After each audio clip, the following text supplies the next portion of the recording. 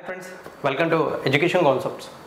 So friends, మనకి recently intermediate క్వాలిఫికేషన్తో apply చేసుకునే విధంగా గవర్నమెంట్ సెక్టార్ నుంచి జూనియర్ అసిస్టెంట్ అనే పోస్ట్కి నోటిఫికేషన్ రావడం అయితే జరిగింది.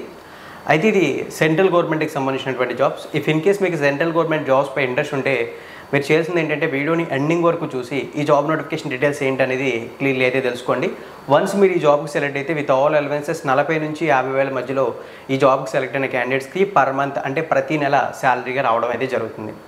సో ఇప్పుడు ఏం చేద్దామంటే మనం వీడియోలోకి వెళ్ళి నోటిఫికేషన్ డీటెయిల్స్ అన్ని కూడా స్టెప్ బై స్టెప్ క్లియర్గా చెక్ చేద్దాం. అండ్ ఆల్సో మీరు ఈ నోటిఫికేషన్ డీటెయిల్స్ తెలుసుకున్న తర్వాత అప్లై అయితే చేయాలనుకుంటే నోటిఫికేషన్ రిలేటెడ్ లింక్స్కి సంబంధించినటువంటి పీడిఎఫ్ లింక్స్ కానీ లేదా అప్లై చేయడానికి సంబంధించిన లింక్స్ కానీ అవన్నీ కూడా డిస్క్రిప్షన్లో ఉంటాయి, మీరు కంగారు పడద్దు. And also finally one thing, నా ఎక్స్ప్లెనేషన్ నచ్చినట్టయితే లైక్ చేయడం మాత్రం మర్చిపోకండి. వన్స్ మనం మెయిన్ డీటెయిల్స్లోకి వెళ్తే ఈ జాబ్ నోటిఫికేషన్ చూసుకుంటే doctor BR Ambedkar National Institute of Technology Jalandhar నుంచి రావడం అయితే జరిగింది. అది కూడా మనకి నాన్ టీచింగ్ స్టాఫ్ పోస్టులకు సంబంధించి. సో ఇప్పుడు మనం ఈ రిక్రూట్మెంట్లో ఉన్నటువంటి పోస్టుల వివరాలని చెక్ చేసినట్లయితే యాక్చువల్లీ రిక్రూట్మెంట్లో చెప్పుకోవడానికి చాలా కేటగిరీలకు సంబంధించినటువంటి పోస్టులు ఉన్నాయి. బట్ యాజ్ యూజువల్గానే ఎన్ని కేటగిరీ పోస్టులు ఉన్నా మనకి యూస్ఫుల్ అయ్యేటటువంటి పోస్టులు ఏంటి అనేది షార్ట్ లిస్ట్ చేస్తాం కదా. ఆ విధంగా షార్ట్ లిస్ట్ చేస్తే ఈ నోటిఫికేషన్ మనకి జూనియర్ అసిస్టెంట్ పోస్ట్ అయితే ఇంట్రెస్టింగ్ అనిపించింది. సో ఇప్పుడు మనం ఆ పోస్టుకి సంబంధించినటువంటి వివరాలని ఈ వీడియోలో తెలుసుకోబోతున్నాం. వన్స్ మనం ఈ జూనియర్ అసిస్టెంట్ పోస్ట్ వివరాల్లోకి వెళ్ళినట్లయితే మనకి మెన్షన్ చేసింది ఏంటంటే ఈ జూనియర్ అసిస్టెంట్ పోస్ట్కి సెలెక్ట్ అయితే సెంట్రల్ గవర్నమెంట్ లెవెల్ 3 ప్రకారం శాలరీ పే చేస్తుంది. లెవెల్ 3 ప్రకారం శాలరీ అంటే బేసిక్ పే 21,700, మ్యాక్సిమం చూసుకుంటే 69,000 వరకు ఉంటుందని చెప్పి మెన్షన్ అయితే చేశారు. ఇక్కడ డీటెయిల్స్ చూడొచ్చు, నేను అండర్లైన్ కూడా అయితే చేశాను. వన్స్ ఈ basic pay and maximum pays గురించి పక్కన పెడితే మీకు స్టార్టింగ్లో చెప్పినట్లు 40,000 to 50,000 బిట్వీన్ అంటే 40 నుంచి 50,000 మధ్యలో ఈ జూనియర్ అసిస్టెంట్కి సెలెక్ట్ అయిన వాళ్ళకి శాలరీ రావడం జరుగుతుంది. నెంబర్ ఆఫ్ వేకెన్సీస్ చూసుకుంటే అంటే ఎన్ని పోస్టులు ఉన్నాయని చూస్తే ఈ జూనియర్ అసిస్టెంట్కి సంబంధించిన నోటిఫికేషన్లో 6 పోస్టులు అయితే ఉన్నాయని చెప్పారు.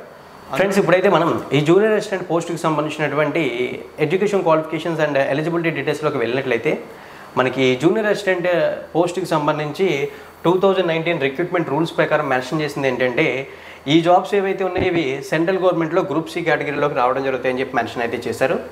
అండ్ నెక్స్ట్ మెన్షన్ చేసినటువంటి పాయింట్స్ ఏంటంటే ఈ జాబ్కి అప్లై చేసే క్యాండిడేట్ ఎవరైతే ఉంటారో వాళ్ళకి మినిమం ఏజ్ చూసుకుంటే 18 years ఉండాలి, అంటే కనీస వయసు 18 సంవత్సరాలుగా మెన్షన్ చేశారు. ఇక మ్యాక్సిమం చూసుకుంటే 27 సంవత్సరాల వరకు అప్లై చేయొచ్చు. దానితోపాటు రిజర్వ్డ్ కమ్యూనిటీస్ ఎవరైతే ఉంటారో వాళ్ళకి గవర్నమెంట్ ఆఫ్ ఇండియా రూల్స్ ప్రకారం ఏజ్ రిలాక్సేషన్స్ అప్లికేబుల్ అవుతాయి. ఆ విధంగా చూసుకుంటే ఎస్సీ ఎస్టీ వాళ్ళకి 5 years, ఓబీసీ వాళ్ళకి 3 years, person with benchmark disability వాళ్ళకి 10 years. ఇఫ్ ఇన్ కేస్ వాళ్ళకి రిజర్వ్ చేసిన పోస్టులు నోటిఫికేషన్లు ఉంటేనే ఆ ఏజ్ రిలాక్సేషన్స్ అప్లికేబుల్ అవుతాయి. వాళ్ళకి రిజర్వ్ చేసిన పోస్టులు నోటిఫికేషన్లో లేకుండా వాళ్ళ అన్రిజర్వ్డ్ కేటగిరీ పోస్టులకు అప్లై చేస్తే వాళ్ళకి ఆ ఏజ్ రిలాక్సేషన్స్ అప్లికేబుల్ అవ్వో, ఆ విషయం గుర్తుంచుకోండి. ఇక నెక్స్ట్ మనం ఈ జాబ్స్కి అప్లై చేసే ఎడ్యుకేషన్ క్వాలిఫికేషన్ గురించి మాట్లాడినట్లయితే ఎడ్యుకేషన్ క్వాలిఫికేషన్లో మనకి మెన్షన్ చేసింది ఏంటంటే senior secondary 10+2 from a recognised board with minimum typing speed of 35 words per minute అని చెప్పేసి మెన్షన్ అయితే చేశారు. అంటే దీని అర్థం ఏంటంటే ఈ జాబ్స్కి ఇంటర్మీడియట్ అనే క్వాలిఫికేషన్తో అప్లై చేయొచ్చు. ఇంటర్మీడియట్లో మీరు ఎంపీసీయా సిఈసీ అనే ప్రాబ్లం లేదు, ఆర్ట్స్ బ్యాక్ డ్రాపా సైన్స్ బ్యాక్ డ్రాప్ అనే ప్రాబ్లం అయితే లేదు.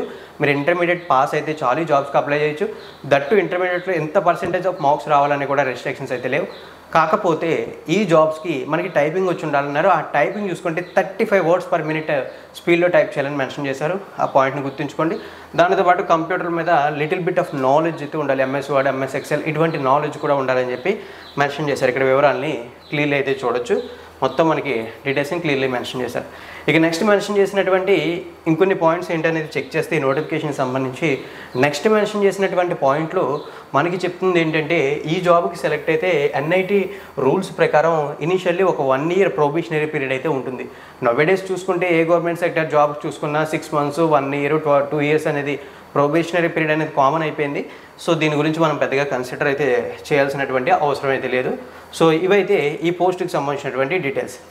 ఇక ఇప్పుడు మనం ఈ జూనియర్ అసిస్టెంట్ పోస్ట్ గురించి తెలుసుకోవాల్సిన డీటెయిల్స్ ఏంటి అనేది ఒకసారి చెక్ చేస్తే ఈ జూనియర్ అసిస్టెంట్ పోస్ట్కి సంబంధించిన సెలక్షన్ ప్రాసెస్ ఎలా ఉంటుంది అని చెప్పేసి రెగ్యులర్గా మనకి ఈ junior assistant category type of పోస్టులకి ఒక 2 stagesలో సెలక్షన్ ప్రాసెస్ ఉంటుంది.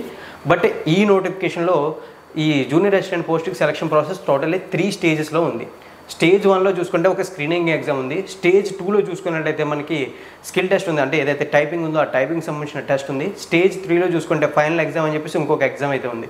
టోటల్లీ ఈ 3 stagesని కంప్లీట్ చేసి బెస్ట్ పర్ఫార్మెన్స్ క్యాండిడేట్స్ ఎవరైతే ఉంటారో వాళ్ళని షార్ట్ లిస్ట్ చేసి వాళ్ళకి జాబ్స్ మెరిట్ వైజ్ ఇవ్వడం అయితే జరుగుతుంది. ఈ జాబ్స్కి అప్లై ప్రాసెస్ కంప్లీట్లీ ఆన్లైన్లోనే ఉంటుందని చెప్పి మెన్షన్ అయితే చేశారు. ఎటువంటి హార్డ్ కాపీస్ని సెండ్ చేయాల్సినటువంటి అవసరం లేదని కూడా మెన్షన్ అయితే చేశారు. ఇక ఇప్పుడు మనం అప్లికేషన్ ఫీజు గురించి మాట్లాడితే యాక్చువల్లీ అప్లికేషన్ ఫీజులో మనకి మెన్షన్ చేసినటువంటి పాయింట్స్ ఏంటంటే application fee non refundable and also application ఫీజుని processing charges and application fees అని చెప్పి 2 కాంపోనెంట్స్గా డివైడ్ చేశారు. ఆ విధంగా ఒకసారి చూసుకున్నట్లయితే ఈ జాబ్స్కి అప్లై చేసే క్యాండిడేట్స్లో unreserved OBC and economical weak section వాళ్ళు ఉంటే ప్రాసెసింగ్ ఛార్జెస్ 1000 రూపాయలు అండ్ అప్లికేషన్ ఫీజు 500 రూపీస్ అని చెప్పి టోటల్లీ 1500 రూపీస్ పే చేయాలి. అయితే అప్లై చేసే క్యాండిడేట్స్లో SC ST person with benchmark disability women candidates అయితే ఉన్నట్లయితే వాళ్ళు ప్రాసెసింగ్ ఛార్జెస్ 1000 రూపాయలు పే చేయాలి. బట్ ఏదైతే అప్లికేషన్ ఫీజు 500 రూపీస్ ఉందో అది పే చేయాల్సిన అవసరం లేదు కాబట్టి వాళ్ళు జస్ట్ 1000 రూపీస్ పే చేసి జాబ్స్కి అప్లై అయితే చేయొచ్చు. యాక్చువల్లీ ఈ నోటిఫికేషన్ ఏదైతే ఉందో ఇది మనకి 28th ఆగస్ట్న రిలీజ్ అయింది అండ్ ఆల్సో సేమ్ డేట్ నుంచి ఆన్లైన్లో అప్లికేషన్స్ అనేవి తీసుకుంటున్నారు. ఇక అప్లై చేయడానికి లాస్ట్ డేట్ చూసుకుంటే మనకి నెక్స్ట్ మంత్ 27th అంటే సెప్టెంబర్ 27th లాస్ట్ డేట్ అన్నారు. ఈ టైం పీరియడ్ బిట్వీన్ ఇంట్రెస్ట్ ఉన్న క్యాండిడేట్స్ ఎవరైనా అప్లై చేయొచ్చు. ప్రీవియస్లీ చెప్పినట్లు లింక్స్ అన్నీ కూడా మీకు డిస్క్రిప్షన్ అవైలబుల్గా ఉంటే మీరు కంగారు పడాల్సినటువంటి అవసరం అయితే లేదు. ఓవరాల్లీ ఏదైతే doctor BR Ambedkar NIT Jalandhar నుంచి రీసెంట్లీ రిక్రూట్మెంట్ రిలీజ్ అయిందో నాన్ టీచింగ్ స్టాఫ్కి సంబంధించి ఆ రిక్రూట్మెంట్ ఫుల్ డీటెయిల్స్ క్లియర్గా మీకు ఎక్స్ప్లెయిన్ అయితే చేశాను అనుకుంటున్నాను. ఒకవేళ నేను ఏదైనా ఇన్ఫర్మేషన్ స్కిప్ చేశానంటే కామెంట్ సెక్షన్లో కామెంట్ చేయండి. అలాగే నా ఎక్స్ప్లెనేషన్ నచ్చినట్లయితే లైక్ చేసి ఇన్ఫర్మేషన్ మీ ఫ్రెండ్స్తో షేర్ చేయండి. కొత్తగా మీరు మన ఛానల్కి విజిట్ చేసి ఈ వీడియో చూస్తుంటే రెగ్యులర్ జాబ్ నోటిఫికేషన్స్ కోసం మన ఛానల్ని సబ్స్క్రైబ్ చేసి నోటిఫికేషన్స్ కోసం బెల్ ఐకాన్ యాక్టివేట్ చేయండి. థ్యాంక్ యూ ఫ్రెండ్స్, వీడియోని ఎండింగ్ వరకు